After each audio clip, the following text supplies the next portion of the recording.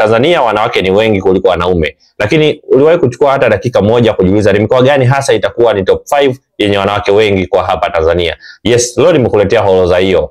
Nafasi ya 5 ilichukuliwa na Kagera kwa kuwa na wanawake 1,500,000 na elfu 30. Nafasi ya 4 ilichukuliwa na Morogoro, kuna wanawake wengi kweli kweli, na kweli nimeishi pale Morogoro, kila ukipita hivi unakutana nao. Ina wanawake 1,600,000 na elfu 17. Nafasi ya 3 ilichukuliwa na Tabora, ina wanawake 1,700,000 na elfu 30.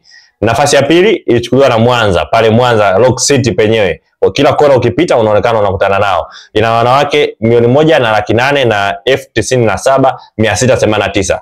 Nafasi ya kwanza kama kawaida pale pale tunapojua, Dar es Salaam, jiji lenyewe la biashara, jiji la watu wengi. Yes, jiji la Dar es Salaam lenyewe lina wanawake 2,700,000 na elfu 83,710. Gap kubwa sana kutoka nafasi ya pili mpaka kwanza, almost milioni moja nzima. Kwa Dar es Salaam kuna reserve ya kutosha pale. Kwa hiyo in short, Dar es Salaam ndio inaongoza kwa idadi kubwa ya wanawake kwa hapa Tanzania. Kama ungepewa nafasi ya kutoa maoni yako, ni mkoa gani hasa unahisi unaweza ukawa na wanawake wengi zaidi?